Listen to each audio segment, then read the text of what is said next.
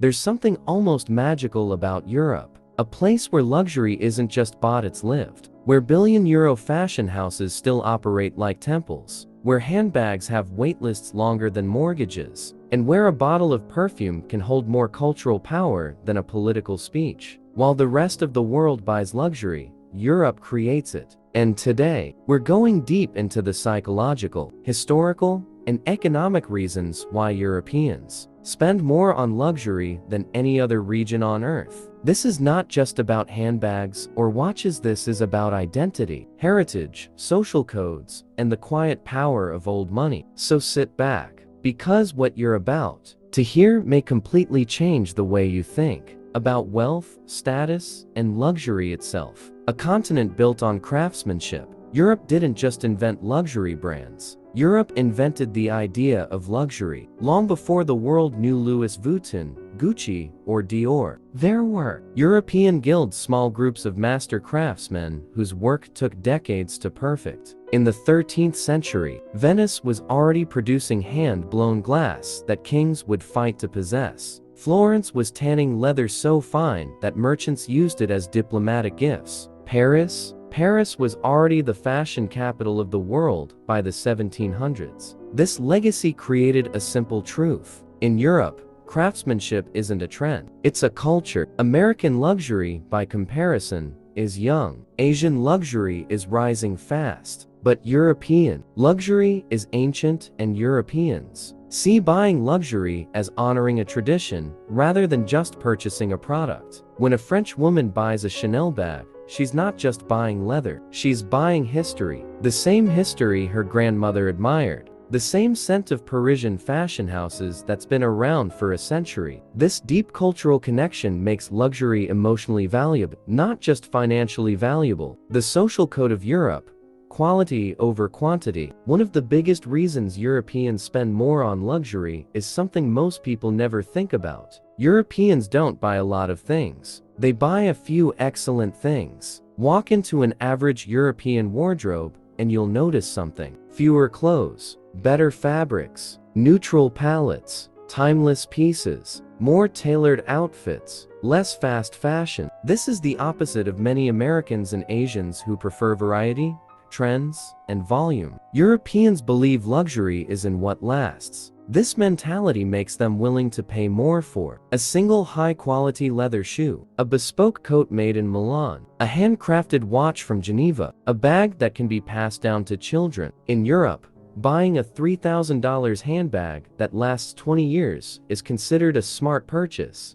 Buying 30 cheap ones that fall apart after a year is considered wasteful. This mindset keeps European luxury houses alive and thriving. Old money culture still lives in Europe. Europe is the strongest old money region in the world. Look at cities like Paris, Milan, Zurich, Monaco, Vienna, London, Geneva. These places are filled with families whose wealth goes back centuries.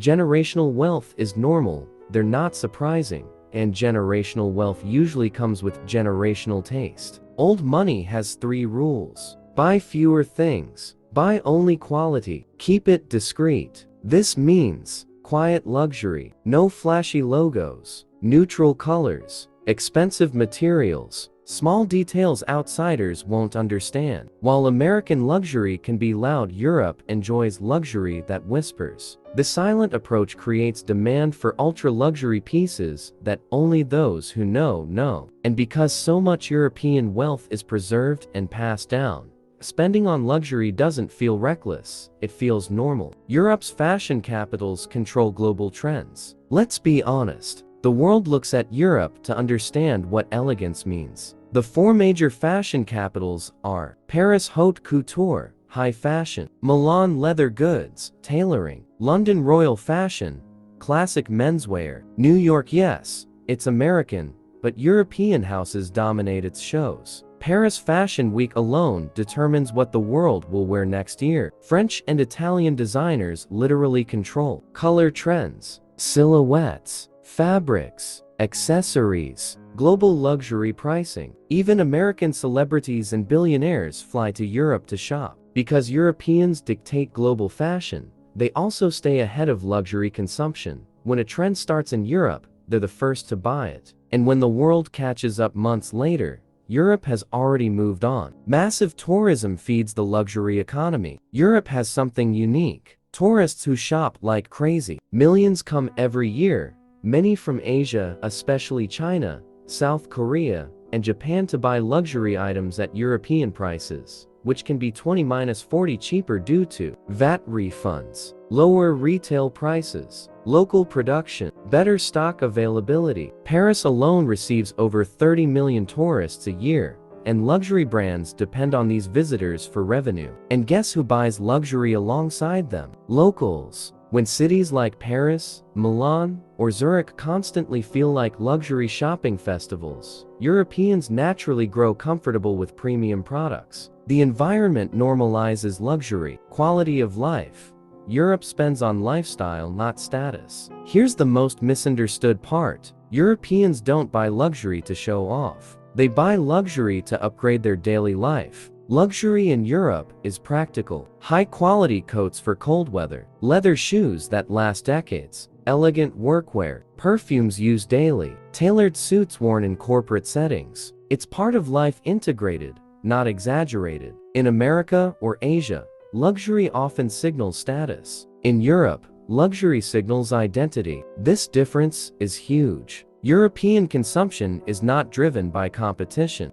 It's driven by personal standards. European work culture values self-expression. Americans work for success. Europeans work to live. This creates a different relationship with spending. Europeans value art, fashion, architecture, design, individuality, minimalism. So luxury becomes a form of self-expression, not a trophy. A French executive might wear a 2,000 euros coat, a 700 euros pair of shoes, a 5,000 euros watch, but you might never notice because it's not meant to be loud. This subtle relationship with luxury pushes brands to create higher quality, more refined products, which Europeans happily buy. European luxury brands dominate global market share. Europe doesn't just consume luxury, Europe owns luxury. A few examples. LVMH France, the biggest luxury group in the world. Kering France, Gucci, Saint Laurent, Balenciaga. Hermès France, Richemont Switzerland, Cartier, Montblanc. Prada Group, Italy. Chanel France, privately owned. These companies are European, and they are the most profitable luxury corporations on earth. They control the supply, the marketing, the pricing, the distribution, the image, the craftsmanship. And because they set the trends and make the rules, Europeans naturally sit at the center of luxury consumption. Europe's urban lifestyle makes luxury feel normal. Walk through Paris, Milan, or Vienna. You'll see luxury boutiques on every corner, high-end bakeries, Michelin star restaurants, designer window displays, elegant architecture, wealthy neighborhoods close to city centers. Everything around you whispers elegance. Even middle-class Europeans are exposed to beauty daily. This proximity to luxury makes it feel normal. And when luxury feels normal, people buy more of it. The psychology of European luxury: less but better. Europeans have a philosophy Americans rarely follow. If you can't afford high quality, save until you can. This mindset creates fewer impulse purchases, higher average item value, stronger loyalty to brands, longer use of products. Europeans think long-term, not short-term. This creates the perfect consumer base for luxury houses. Luxury is not a product. It's a lifestyle. Europe is the home of luxury for a reason. It invented craftsmanship. It honors tradition. It values quality over quantity. It has the oldest money in the world. It leads global fashion trends. It attracts millions of luxury shoppers. It integrates luxury into daily life. It prioritizes lifestyle over status. This is why European luxury brands dominate the world, and why Europeans continue to spend more on luxury than any other region on Earth. Luxury isn't an accessory for Europeans. It's their culture.